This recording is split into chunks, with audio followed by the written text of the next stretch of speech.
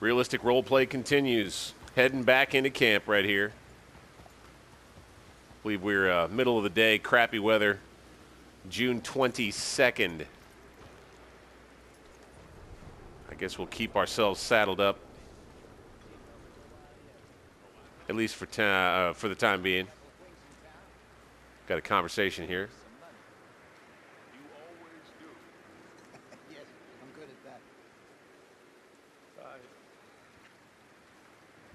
I messed up in Blackwater. I made a goddamn fool out of myself. You done that before. I know. Tell him, Arthur. Tell him we're okay now. We're okay, Dutch. Jose's right. We're just getting back on our feet. You'll get us out of this. We are out of this. We need to keep out of it. We should all get out of this damn rain. We need to make some money and find ourselves an escape route, same as usual. But we are making money. And we will find an escape. We are going to be okay. I'd like to escape the damn rain. We'll get some big money and get lost.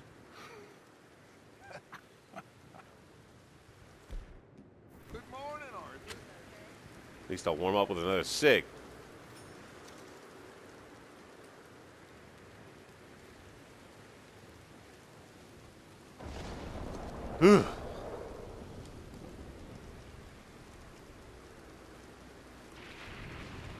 Oh, come on.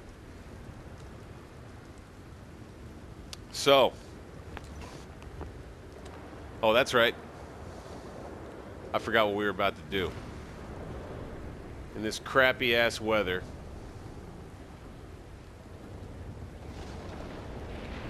You know what? Good morning, Arthur. I think Arthur's going to wait it out. John wants to sit out there in the rain. More power to him, man. Arthur's just going to chill under the cover of some canvas here. And he's going to just take a little load off. We're going to sleep till noon. This weather is just too much, man.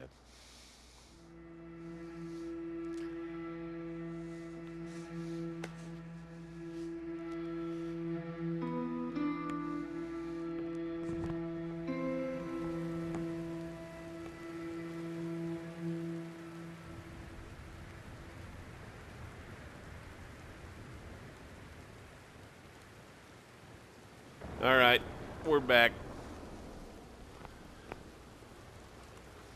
And it's noon, and it's still raining. Son of a bitch. We can't catch a break, can we? This is a stormy stretch of weather. It's a little frustrating. All right. Well, no better time than to read the old newspaper. Train robbed. Pitched battle leaves many dead. Outlaws send train on driverless journey owned by Leviticus Cornwall. A private train owned by the railroad sugar and oil magnate Leviticus Cornwall was robbed in broad daylight by masked outlaws. Headed north towards the Grizzlies, the outlaws boarded and stopped the train shortly after it had departed from West Elizabeth. Initial cables sent as of printing time indicate the bloody takeover occurred in order to steal railroad bonds from the personal car of Mr. Cornwall. Shortly after the robbery, the train was set in motion without a driver or crew, barreling dangerously through the area at a high rate of speed. The train was eventually brought to a stop by engineers and lawmen north of Annisburg. That's how far it got, who reported a scene of violent struggle and bloody carnage on board.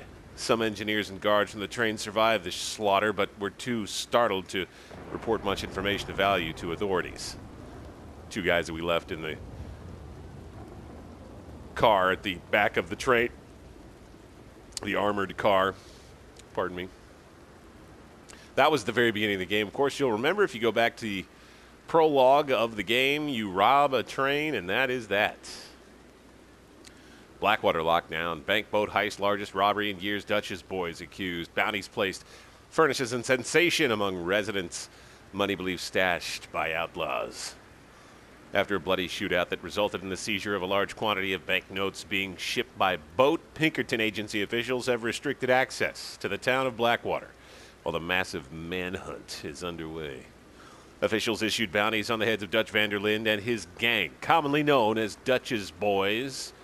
Banks looked to shipping assets via boat as a more reliable means of transportation impervious from thieves. Ha! We showed them, sort of. The deadly attack resulted in the loss of $150,000, the largest robbery in the region in recent years. Authorities believe that the men may have stashed the money in Blackwater before fleeing. Damn, they found out. They know. Reports indicate that many are searching high and low for the stash, upending public spaces and neighbors' gardens. What? Residents of Blackwater view the lockdown with contempt now. That's good for us. Businesses who depend on shipments of dry goods, sundries, and catalog sales complain the Pinkertons have caused an unnecessary burden to life and welfare. You always love it when you're an outlaw, and the law is unpopular. Blizzard aftermath in the Grizzlies. A storm hit back in May when we were headed up there at the very beginning of the game. You'll remember it, of course. Snowmelt, though, worries those in flood-prone area. A series of late spring snowstorms rendered the Grizzlies impassable in May, as we know, catching many unprepared. Having used most of their winter provisions, the snow, often measuring feet in many areas, is unusual this late in the season. Reports from riders who've recently encountered the area say that respite is finally in sight. The snowmelt is coming quickly with the seasonable warmth, which worries many that rivers downstream will swell and burst their banks, as happened in the late spring snowstorm of '83. Planting season is also reportedly delayed, as many areas are too muddy for work animals to work a plow. So, that storm has many negative impacts beyond just the snow. Family murdered. Land of the lawless. Highway robbery and murder have become a daily affair once more to those traveling near Tall Trees, Henniganstead, Armadillo, or Tumbleweed. Huntington Schrader and his wife and 2 boys were traveling by wagon when they were held up by heavily armed bandits, believed to be members of the notorious Del Lobo gang. Mr. Schrader opened fire, and the shorter of the 2 bandits, the shorter of the bandits, was soon a corpse. But the taller one, worked into desperation by the death of his companion, found his mark, and Mr. Schrader was soon a corpse too. His wife Isabella stood her ground and flared at the bandits until they fled. Her younger son Isaac had been hit in the incident and soon bled to death. Travelers are warned to avoid the areas as incidents of violence, thievery, and murder are increasing faster than law enforcement can pursue them. I'm guessing Mrs. Schrader, Isabella, standing her ground might not have gone exactly to truth. I'm guessing maybe that's not what happened. 21 dead in attacks, banks and stages held at gunpoint. Colum O'Driscoll, a man with a bloody record, beloved pastor among the dead. So you can see here another attack by the O'Driscoll gang. Those fellas that we killed in camp not too long ago in the last episode, which I certainly recommend that you check out.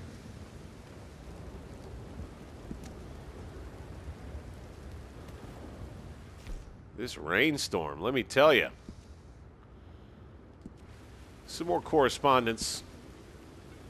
Letter to Leviticus Cornwall from Archibald Jameson. Dear Leviticus, thank you for the telegram and for your continued interest in the Jameson Mining Company. However, any news you have received of mismanagement or financial difficulties at the mine in Annisburg are simply fake, and I would urge you to question your sources. The coal industry is quite different from the oil industry in a number of ways, so I certainly remain open to a business meeting at your convenience to exchange ideas and educate each other on our respective areas of corporate expertise.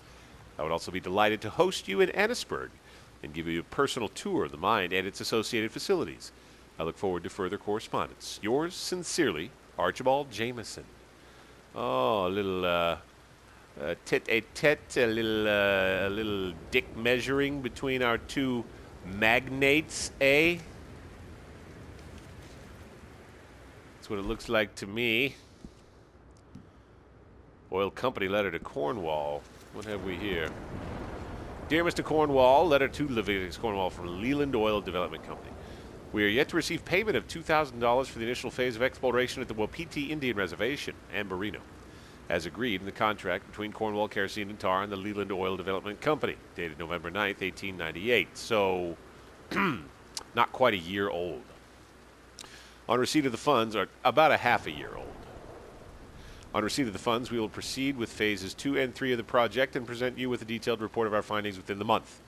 Yours respectively, James Critchley, Head of Accounts, Leland Oil Development Company. So, Cornwall's a little behind on payments. Okay. I don't know exactly how we could use that information necessarily. It's nice to have in a role-playing perspective. Of course, it is a rainy day. We already read the letter from Mary. We don't need to read it again.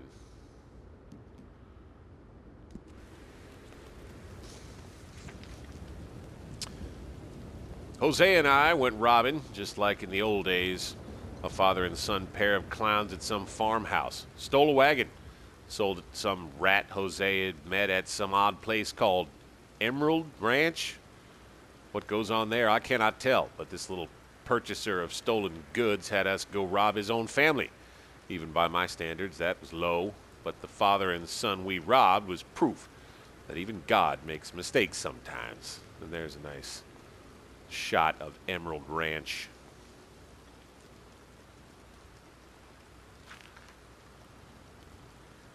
Hosea's performed brilliantly as some kind of huckster selling restorative care to crooks' backs. Whole thing was utterly ridiculous and brilliant.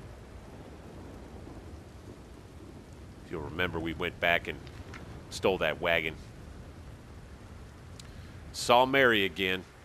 I feel like the luckiest man alive, and I feel like a fool. That woman confuses, that woman confuses me and plays me for a fiddle like no one else alive. Her little brother Jamie had joined some religious order and needed saving, or so she and the god-awful daddy seemed to have thought. I took him home after a pathetic little squabble. Poor boy. Wonder what will become of him. Education and unpleasant father have been a terrible curse for him, I fear.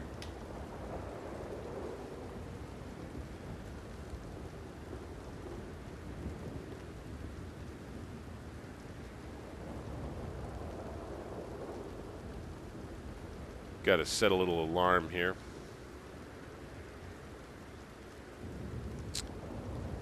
Boom.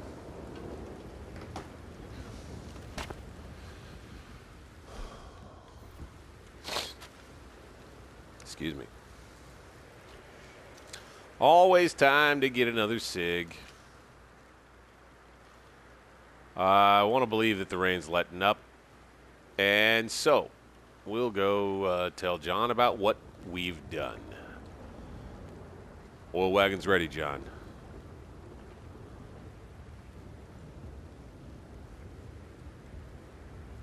You busy, Arthur?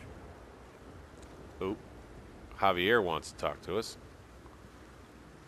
John? Let's get on. Good. And you? Got everything we need. Good. I think we need another man. Charles? I'll go get him. Meet us at the wagon when you can. Sure. See, Arthur? Ain't that dumb. Next time, let the wolves eat all your brain. Then you'll be a genius. You got that right. All right, we're going to come see Javier. First, though, we're going to contribute to the box here in the crappy weather. I don't think we would lollygag. Uncle out there in the crappy weather. Yeah, I would say this camp activity here in such crappy weather is maybe not so realistic.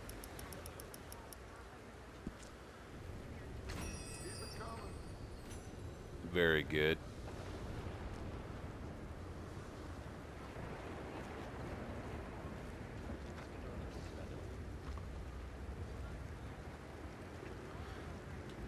All right.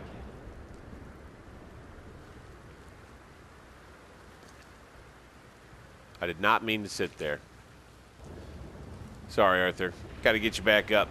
Let's go see what Javier is after here. God, this weather sucks. Javier, have you seen this weather, man? Hey, Javier. I heard about a house. Could be interesting. kind of a house? I don't know. A couple fellas I heard in town, they said it was really freakish. Family local boogeymen, I guess. But they're crooked in every way. Sounds familiar. So? So these boys thought they were sitting on a lot of cash. They're highway robbers, kidnappers, apparently. They're well hidden in the woods. That sounds pretty dubious. Of course. Yeah, it's dubious, but there ain't much risk of getting caught. Okay, then. Let's go take a look. Exactly. Just take a look. No big deal. It's up north, on the other side of the river from Valentine. This way there is through Cumberland Falls, though. You know it? Sure, more or less. All right. Off we go.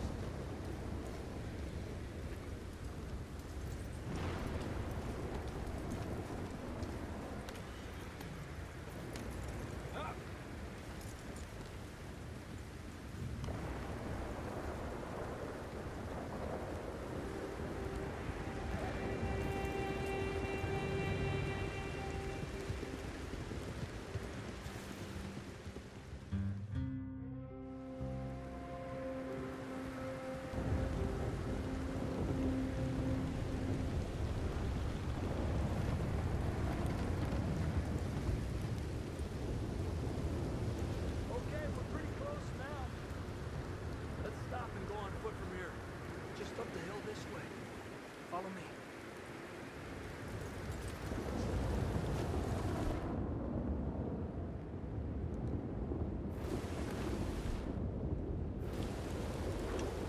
I don't like to take more than one weapon usually. There's a spot up ahead where we should be able to get a good look at the place. I want to make sure we don't run into any surprises. Sure. Apparently, this family's been isolated for so long, they started talking in their own weird dialect. They really don't like outsiders, especially on their turf. Well, you just keep selling me on this job, don't you?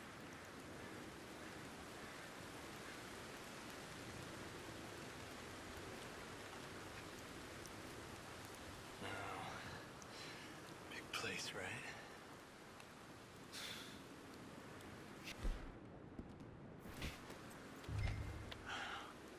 You got your binoculars? Well, there's a pretty big barn in the back. Not a bad place to start looking. There must be a lot of people living here. Large house. Stash could be in any one of them buildings, and who knows how many people are in there. I ain't sure about this. Weather getting better. I think we need to draw them out somehow. I got an idea. Follow me.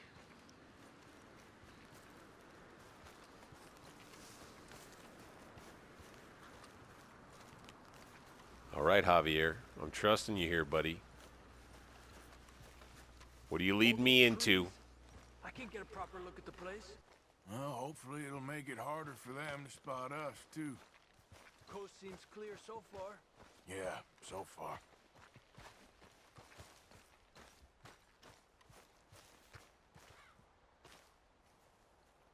Hey, keep it down.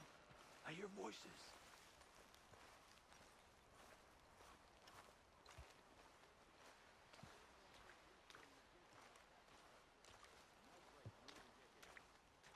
Watching his back. Come on, let's hide behind this shed. See if we can hear what they're saying.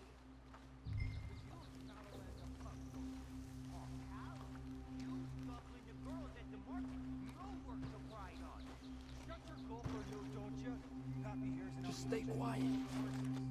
Maybe use hunted pig this time, once Mal. Where you been now, noob? Don't be boiling now, Pappy. I's gone but 10 minutes I was. You can hollygag all the now day long, cause Edie takes patrol now, don't you?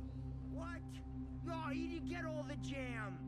You shut your gulper, or I'll flagger your felt, I will. Your niece will pull it up, boy. Up. Go guard the shed. Go! You understand what they're saying? Not much of it. What we doing, huh? Okay, you take cover by the rock over there. I'll create a little distraction, and then you jump them, okay? What kind of distraction? You'll see. All right, all right, all right. It's a little tough to tell. He didn't point this direction, but the rock he's talking about is right over here. Realistic roleplay.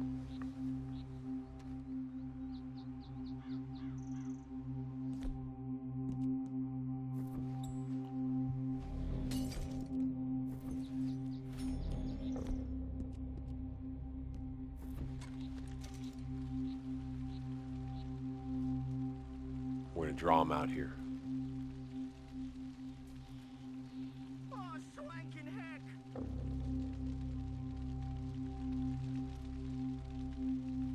What the hickory happened here? What the hickory?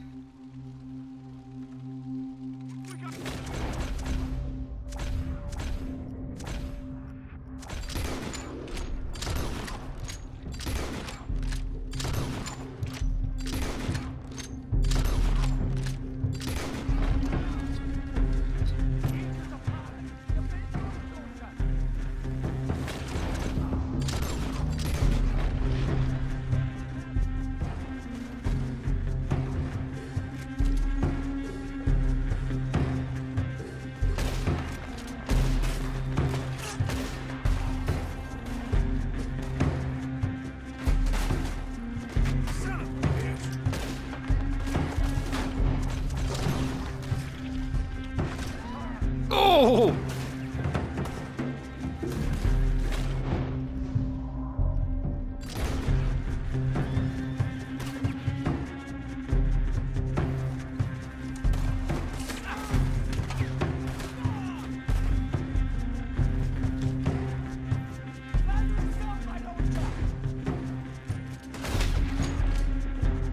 Woo-hoo-hoo!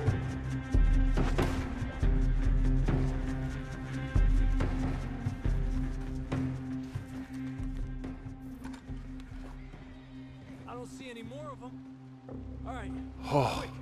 Let's look for the stash. They weren't shy about defending that barn. Let's check in there first. Holy crap, man. I'll tell you what. It's never less intense trying to... It's just there. You know you're going to live through it. It's just intense to try to control it well.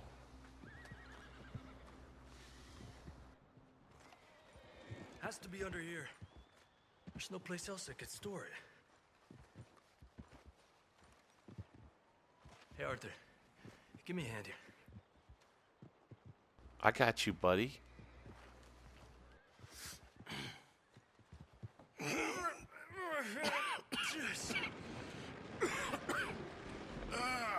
Well, look what we have here. I told you it was worth the trouble, didn't I? Yeah, you take this. Let's split up. I'll meet you back at camp. Sounds good. All right. I think I can take my time around here.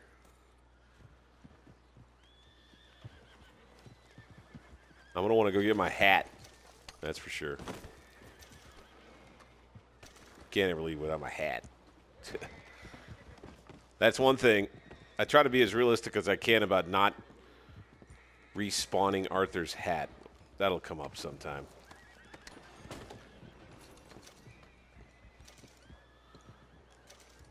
Had quite a take from that, by the way. And we got a little bit more. Ooh, $50 more.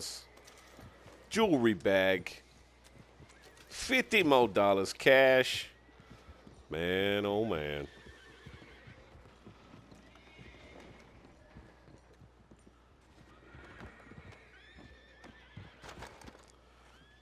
Okay.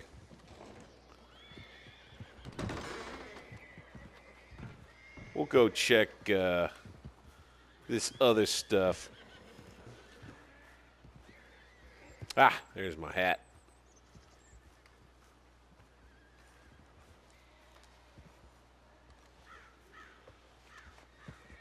Gotta keep that. Gotta keep that.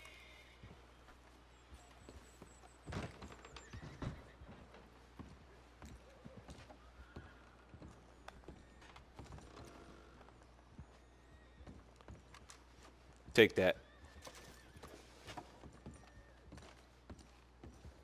I'm usually kind of a collector. I do like to explore. Oh, here we go. Bam. Cigarette card. Little progress. Little total completion progress. Little by little.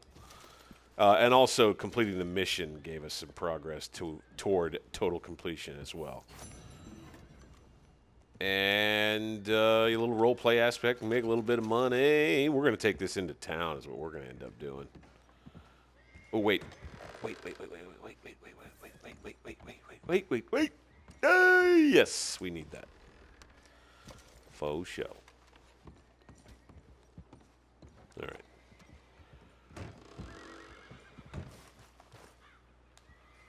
Let's go check this house.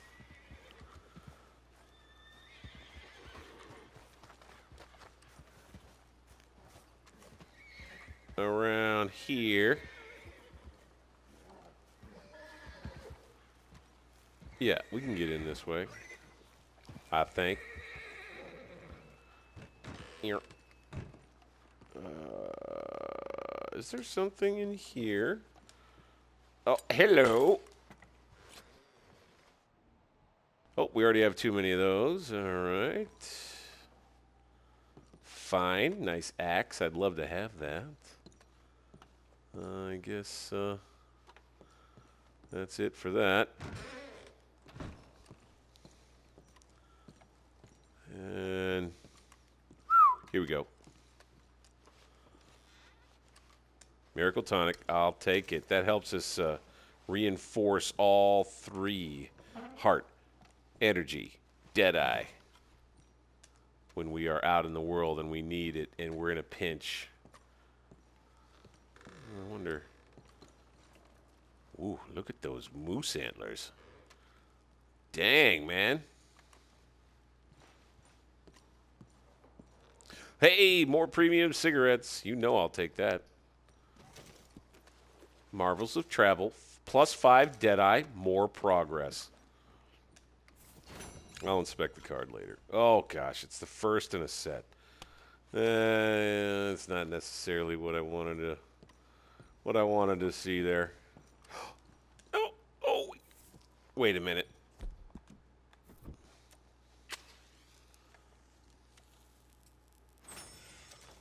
Oh, yeah. Smoke one cig. Make room for a new pack. Gain the Deadeye. Gain a card. Into the bedroom we go. Oh, there's something up here, I think. There's a chest. Look! Oh, goody. What's in here?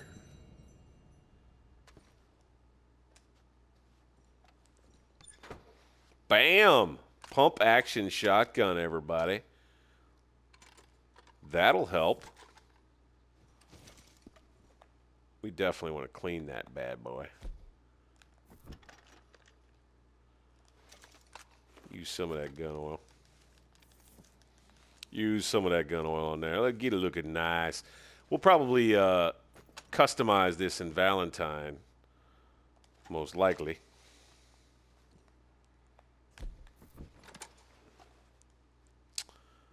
And all right. I'd say that's a healthy take. Eh? Yeah, all right. All right, I'm good with it. I'm good with it. Let's go.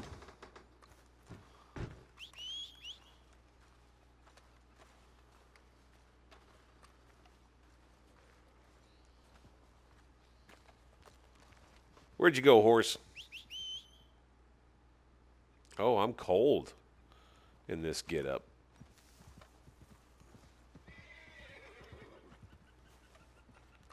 Hey, where'd the dang horse go? I hear him. There you are. Hey, buddy. Let's head back down to town. What do you say? Hey, boy.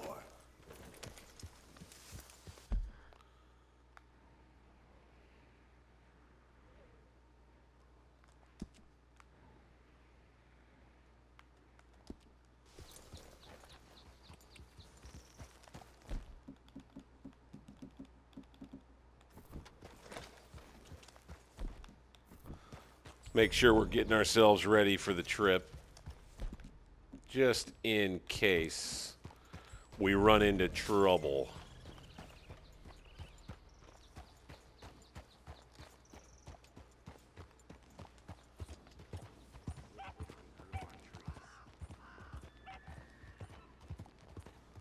Yes. And on we go. Down to Valentine. So, Javier led us into a pretty cool little home robbery right there. I'd say that was pretty fun, pretty productive in our pursuit of perfection, of total completion. Way to go, us. It's starting to get a little dark here.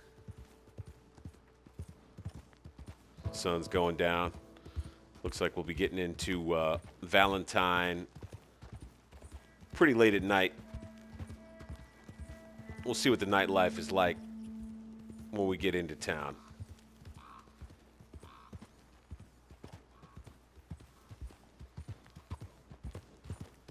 Doubtful we're going to run into anything along the way. Seems like pretty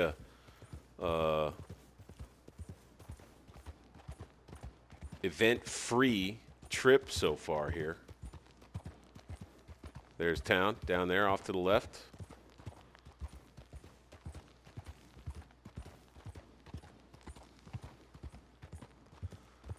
You know, one thing that we could end up doing in town is we could end up robbing a couple of townsfolk, because that would help us fulfill a bandit challenge toward total completion. Total completion roleplay, after all. And speaking of which...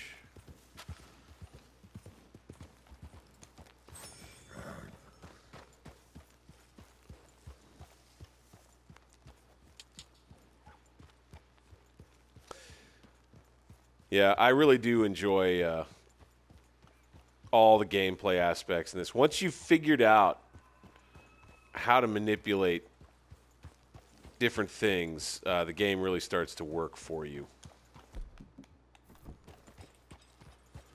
The AI, the various different systems, the various different camera utilities.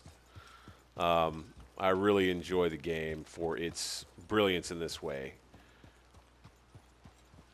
To be sure, what a nice ride. What a nice nighttime ride down into the canyon. Appreciate everybody joining along. Of course, once again, if you are liking this, please hit that thumbs up button. Subscribe to my channel. I enjoy playing this stuff for you. We're going through a total completion roleplay in Red Dead Redemption 2 right here. We're making our way back into Valentine. I'll tell you what, I think I'll probably wrap this video up right here. It's good a place as any to end it as we are headed into town. We'll pick it up when we get back to it. And until then, I'll look forward to the next one. Later, y'all.